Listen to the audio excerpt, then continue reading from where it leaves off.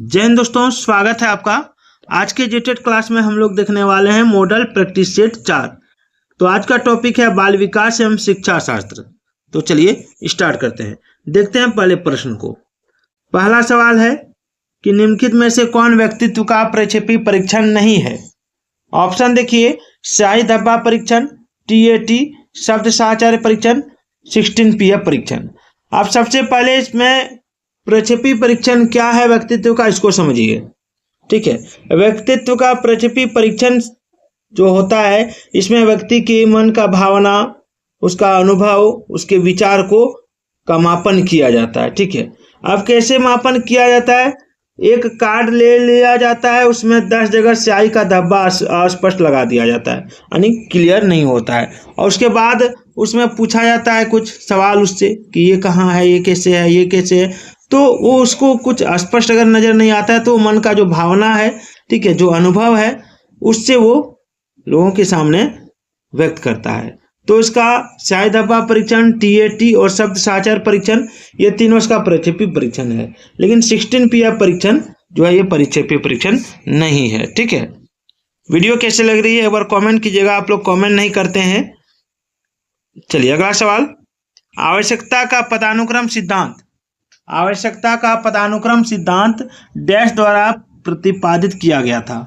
किसके द्वारा? तो ऑप्शन है वाटसन, मैस्लो, कोहर या पावलोव। तो देखिए इसका आंसर होगा option B. Option B Maslow. ठीक है, आवश्यकता का पदानुक्रम सिद्धांत मैस्लो द्वारा प्रतिपादित किया गया था। अगला सवाल। अगला है निम्नलिखित में से किसको मुख्य यानी अधिकारी ग्रंथि कहते हैं? थायराइड ग्रंथि, एड्रिनल ग्रंथि, अंतःस्रावी ग्रंथि या पीयूष ग्रंथि। तो देखिए इस तरह का सवाल परीक्षा में बार बार पूछा जाता है। तो अधिकारी या मुख्य ग्रंथि जो है वो हमारे शरीर का पीयूष ग्रंथि होता है। ठीक है, अगला है डैश ने सामूहिक अचेतन का संप्रत्यय दिया था। किसने दिया था? ऑप्शन है यूंग, फ्रायड, एडलर या स्लीवन ने।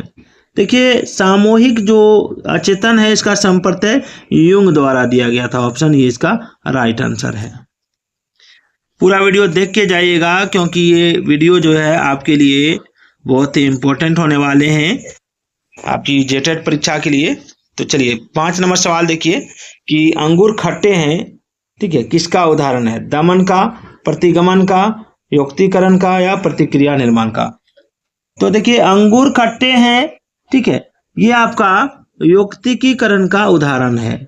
युक्तिकीकरण में व्यक्ति अपने या युक्ति संगत व्यवहारों को एक युक्ति संगत एवं तर्क संगत व्यवहार के रूप में परिणत करता है। अतः अंगूर खट्टे व्यक्तिकरण के उदाहरण है। अगला सवाल देखिए, बड़ा ही इंपॉर्टेंट सवाल है। ठीक है, सवाल अभी बहुत सारे बाकी है, एक एक सवाल आपके लिए इंपॉर्टेंट होगा। तो वीडियो को छोड़ के नहीं जाइएगा, स्किप नहीं कीजिएगा, पूरा देख के जाइएगा। और कहाँ से देख रहे हैं एक बार कमेंट कर दीजिएगा। अगर आप लोगों को PDF चाहिए तो मेरे इस WhatsApp नंबर पर अपना जगह का नाम, ठीक है, कमेंट में भी कमेंट कीजिएगा और एक बार बोल दीजिएगा कि कहाँ से आप देख रहे हैं। नंबर है 83 40 26 22 46। ठीक है, इस पर कमेंट कीजिएगा और आप मेरे वीडियो में भी कमेंट कीजिएगा तो आपको पूरा प्रैक्टिस सेट मिलेगा आंसर सहित। ठीक है, आपका CDP का। चलिए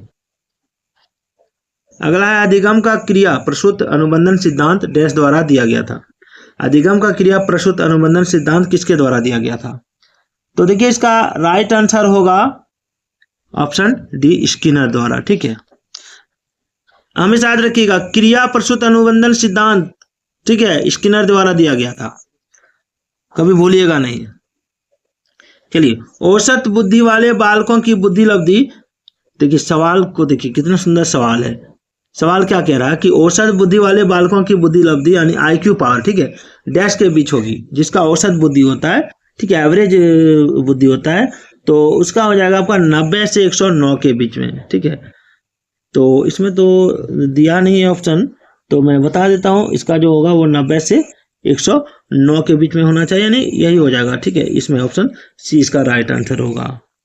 चलिए आगू देख, अगला सवाल क्या है? अगला सवाल है कि निम्नलिखित मापन के स्तरों में सबसे अच्छा कौन है? नामिक, अनुपात, क्रमिक या अंतराल। तो देखिए मापन के स्तर में सबसे अच्छा जो है वो है आपका अनुपात, ठीक है। मापन के स्तर में समय सबसे बेहतर अनुपात है। चलिए, एकदम इंपॉर्टेंट सवाल है, पियाजे पर तो सवाल पूछा जाता है। कहाँ से देख रहे हैं, वो कमेंट कीजिए आप कहाँ से देख रहे हैं। पियाजे के संज्ञानात्मक विकास सिद्धांत में अमूर्त तर्क एवं परिपक्व नैतिक चिंतन की अवस्था की विशेषताएं हैं। चलिए, अमूर्त तर्क एवं परिपक्व नैतिक तर्क, चलिए यहाँ पर आ जाइए। हाँ, ये रहा। चलिए, इसका आंसर क्या होगा जानते हैं?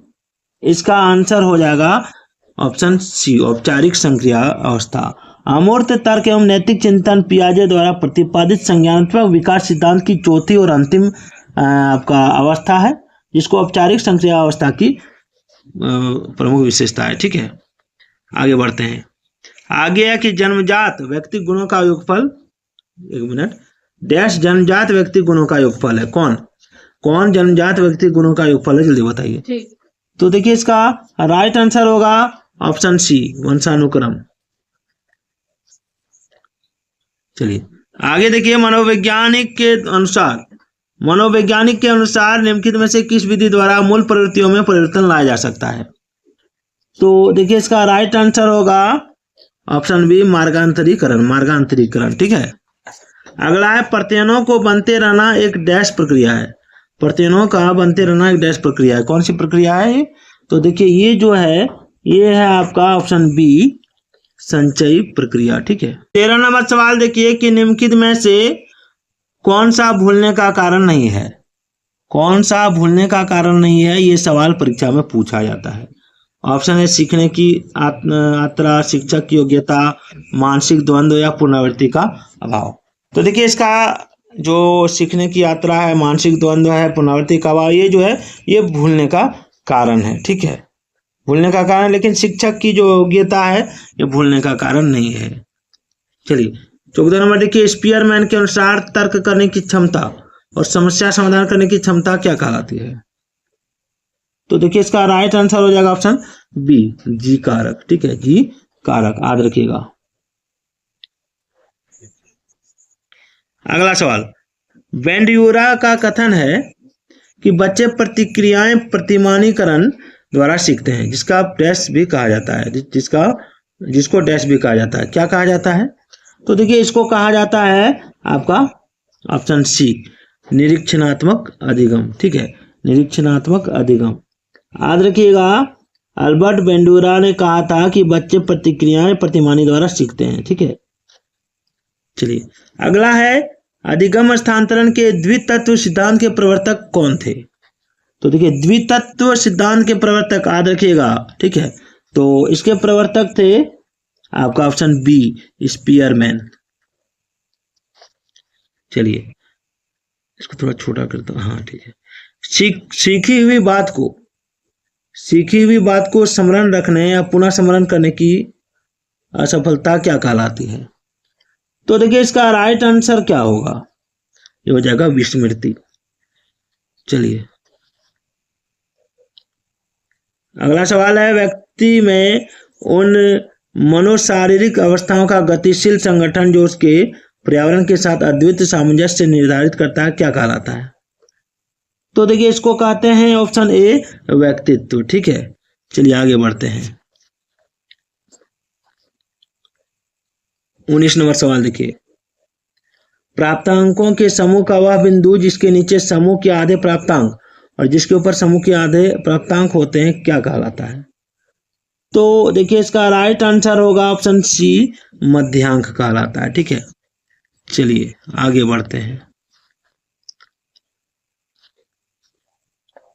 अगला है कि आवर्ती विवरण को रेखाचित्र द्वारा प्रदर्शित करने की विधियों में से डैश एक विधि है। कौन सी विधि है? तो ये है आपका ऑप्शन बी, स्तंभाकृति विधि। ठीक है, चलिए आगे बढ़ते हैं।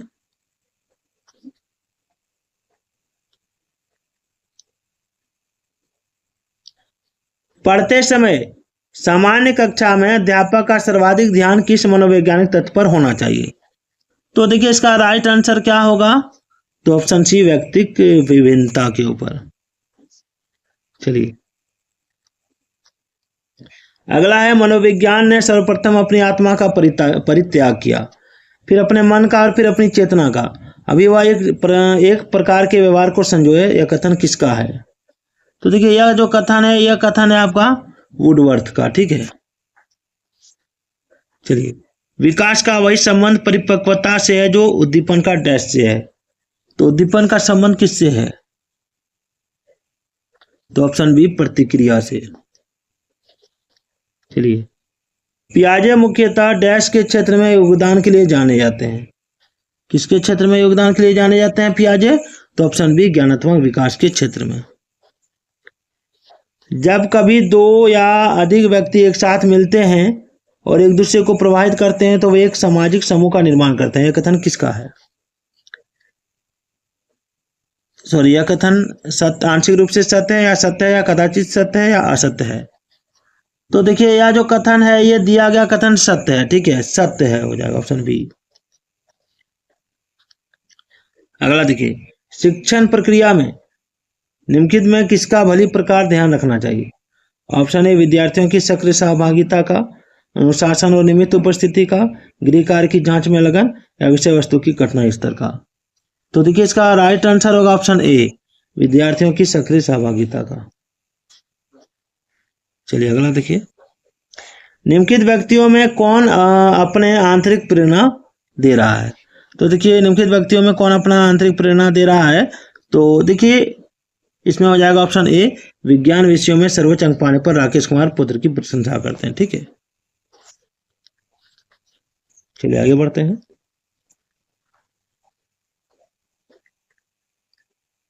अगला इंटरएक्टिव व्हाइट बोर्ड यानी IWB का उपयोग क्या है? तो इंटरएक्टिव व्हाइट बोर्ड जो है, ठीक है, ये आपका हो जाएगा ऑप्शन ए, शिक्षण को सक्रिय और रुचिकर बनाना। ठीक है, इंटरएक्टिव व्हाइट बोर्ड में क्या होता है कि मुख्य उद्देश्य कक्षा में डिजिटल तकनीकी के माध्यम से सीखने की प्रक्रिया को इंटरएक्टिव, आकर्षक और प्रभावी बनाना है। ठीक है, यह छात्रों को चित्रों, वीडियो और अन्य सामग्री के साथ जुड़ने की अनुमति देता है। चलिए अगला, NEP 2020 के अनुसार बोर्ड परीक्षाओं का स्वरूप कैसा होगा? तो देखिए NEP 2020 के अनुसार बोर्ड परीक्षाओं का स्वरूप हो जाएगा आपका वर्ष में 2 बार। ठीक है, और योग्यता आधारित। भावात्मक पक्ष के स्तर का सही क्रम क्या है? तो देखिए भावात्मक पक्ष का जो स्तर है उसका सही क्रम है आपका ऑप्शन ए, ग्रहण करना, अनुक्रिया, अनुमूल्यन, संगठन और चरित्रीकरण। तो वीडियो कैसी लगी कमेंट कीजिएगा। अगर आप हिंदी पढ़ना चाहते हैं, ठीक है, तो मैं पढ़ाऊंगा, एक बार कमेंट जरूर कर दीजिएगा।